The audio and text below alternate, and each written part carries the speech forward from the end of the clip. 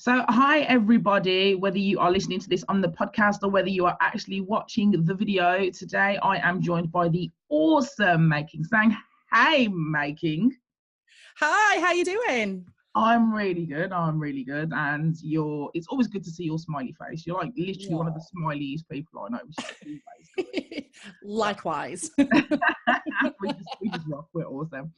So, Making, you are the official social media correspondent for Fine, aren't you? Yes, I'm the FOMO creator. You are. You're so much more than that. But for the people that don't know who you are, could you just explain briefly what it is that you do, bearing in mind that a lot of people probably haven't attended anything within the digital marketing arena or anything like that? Okay, so I'll tell my 10-year business story in about 3 minutes, shall I? So my name is May King, and I have a business called Making Tea. Ta-da!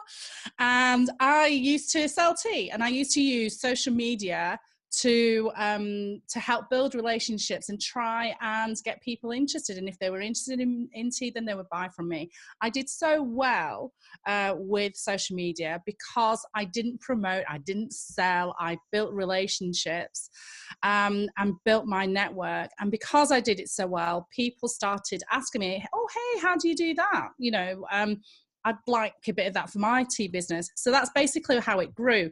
Now, one of my strengths is live tweeting.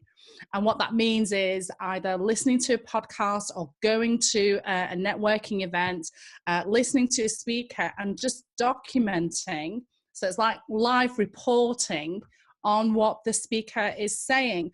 And I didn't realize just how good I was at it until people started approaching me saying, hey, can you do this for our conference? Can you do this for our event?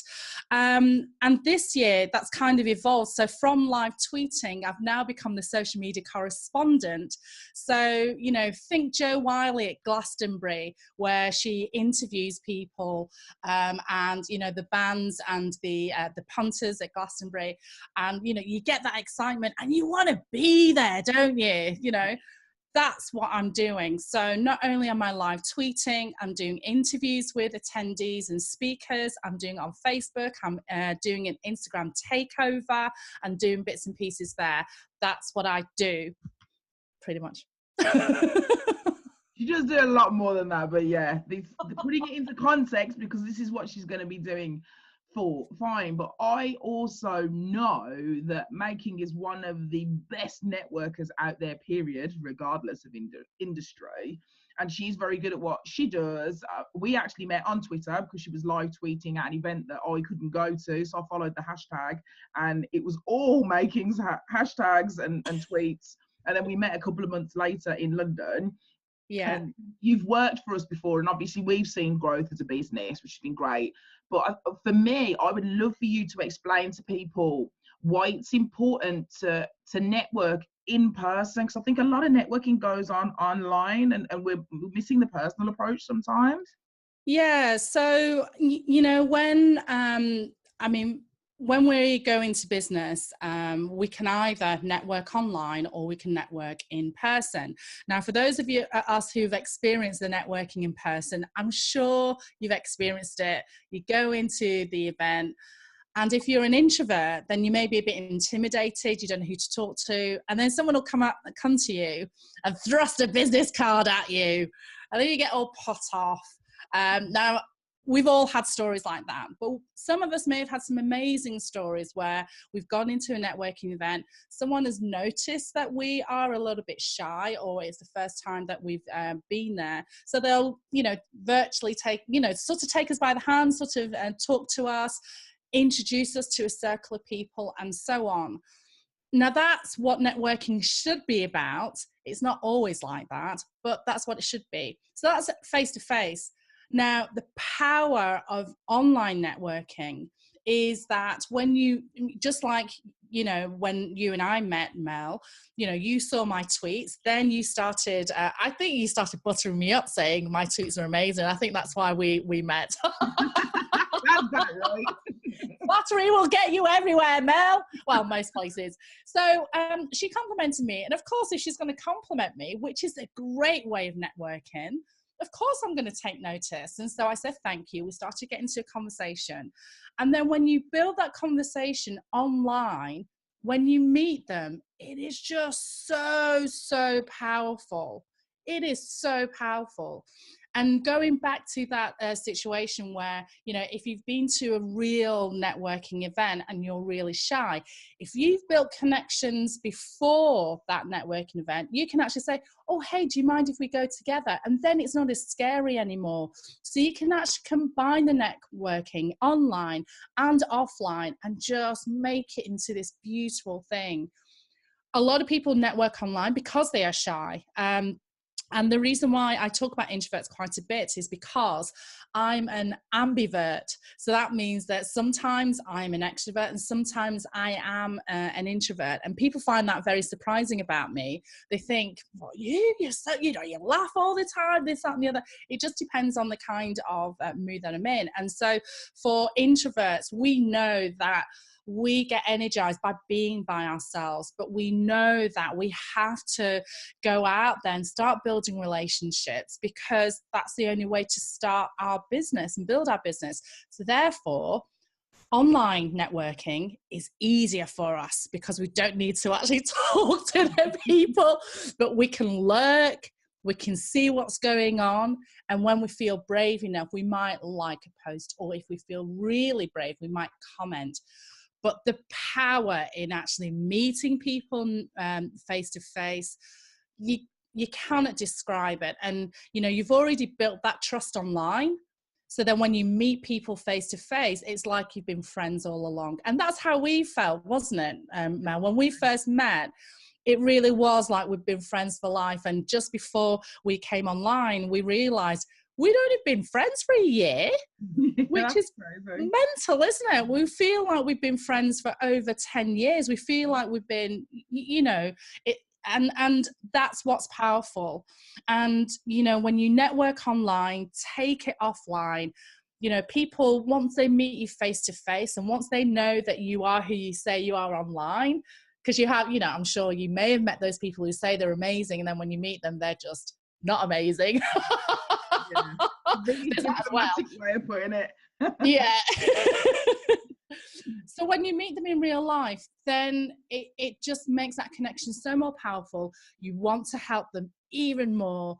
It sort of cements that person in your brain so that you can then start building relationships, helping other people. That's why it's important. And I know it's a scary prospect, meeting people in real life for the first time, but we're all in the same boat. When we're all going to a conference like Fine, we're all there to learn from each other. We're all there to make connections. We're all there to help each other.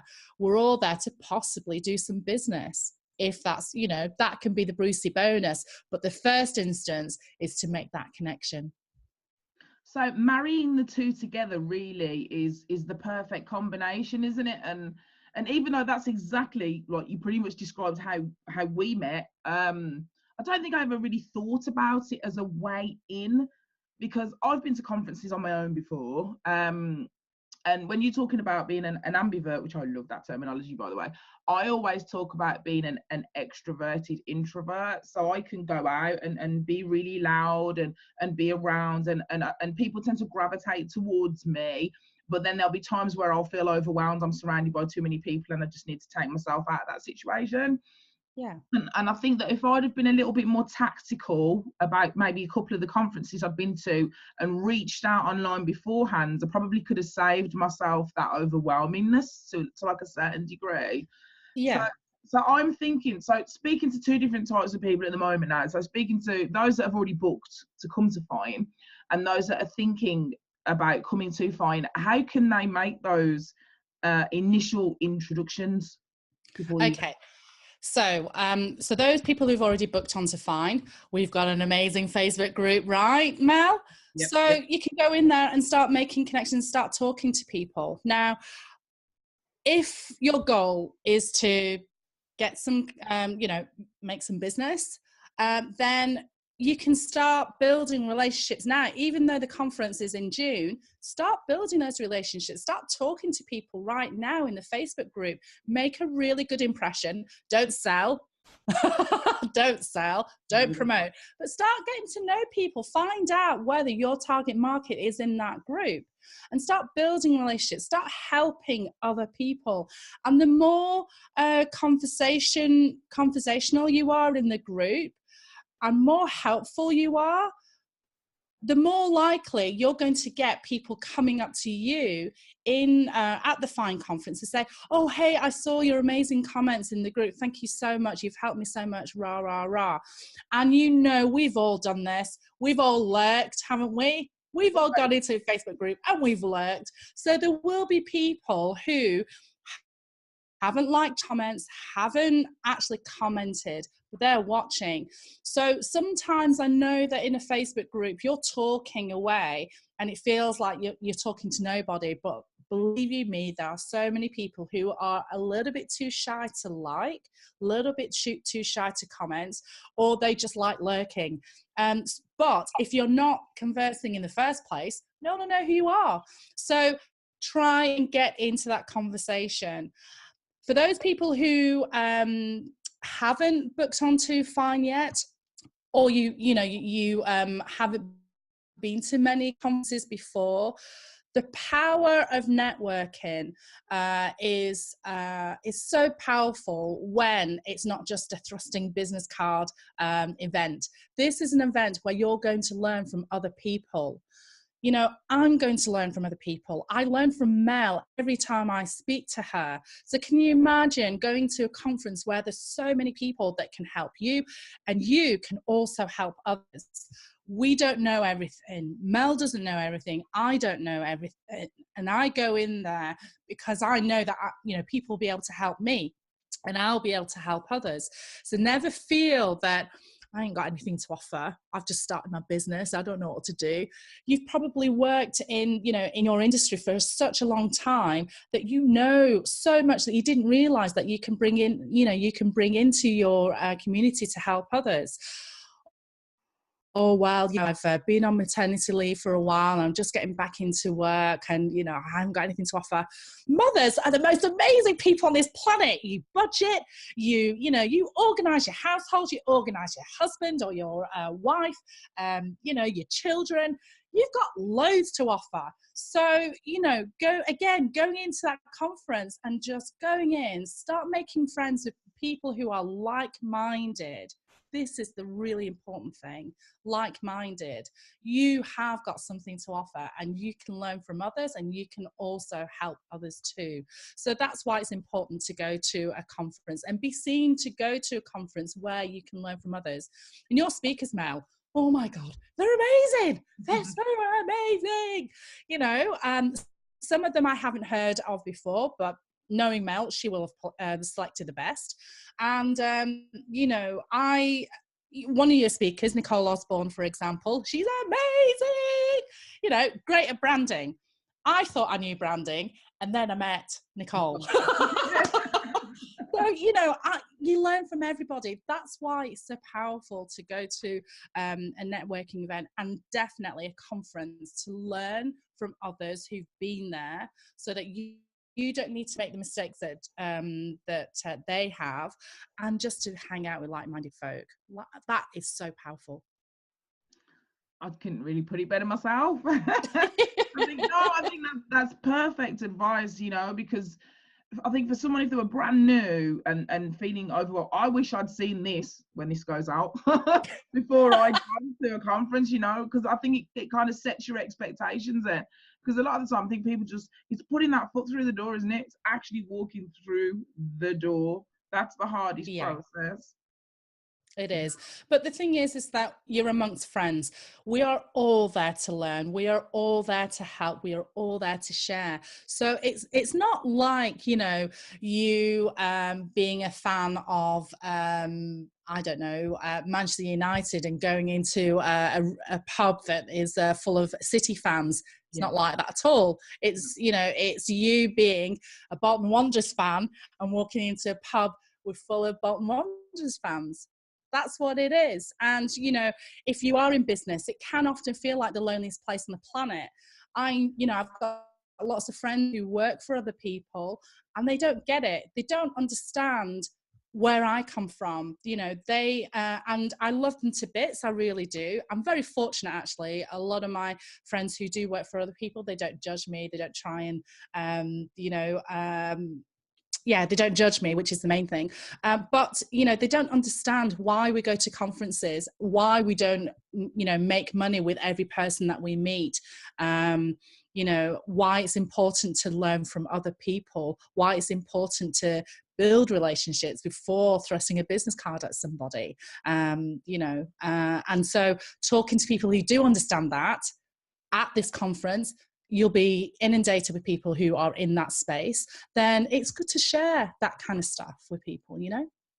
I think that you've hit the nail on the head there, that it can feel very lonely when it feels like you are the only person doing what you're doing, and everybody else, it seems very alien to them. So that's like a huge reason to go, just to interact with people that are in the same space as you, regardless of business, really, you know, because there's so many different avenues you can go down in fitness.